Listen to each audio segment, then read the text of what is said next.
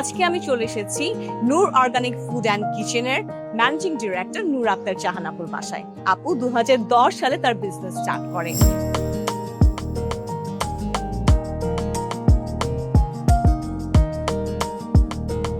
আরে নাবিলা যে, আসসালামু আলাইকুম আপু। আছি। ওয়ালাইকুম আসসালাম। কেমন আছো তুমি? আমি ভালো আছি, আপনি কেমন আছেন? আছি, আমি বেশ ভালো আছি আলহামদুলিল্লাহ। আসো। আপু আপনার ঘর তো ভীষণ সুন্দর, মানে Thank এত সুন্দর করে ডিজাইন করেছেন, সবকিছু কি নিজের হাতে করা?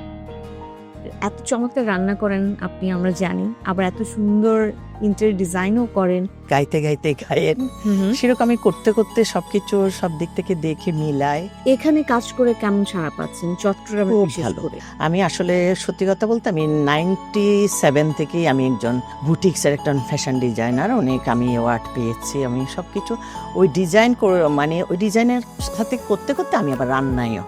এত কিছু যে করেন, সবচেয়ে বেশি ইন্সপায়ার করে কি?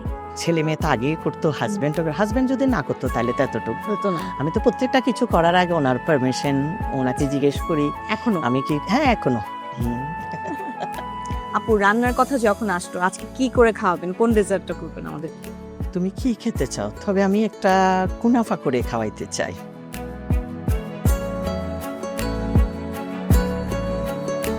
আপু এত যে ডেজার্ট বানান, কখনো কি মনে পড়ে মায়ের হাতে বানানো কোনো হ্যাঁ। ডেজার্টের কথা? আমার মায়ের মানে লাউয়ের সেমাইটা যে অন্য রকমের, মানে সবাই পছন্দ। এখনো আমরা যদি করি না, হ্যাঁ। ওই যে তারপরে মায়ের হাতের সেই জিনিসটা একটু অন্য রকমই হয়।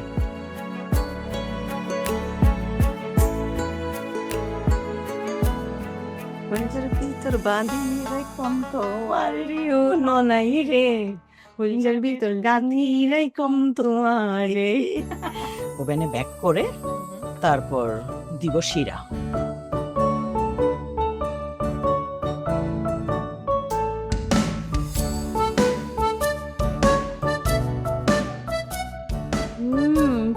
Really yum, delicious.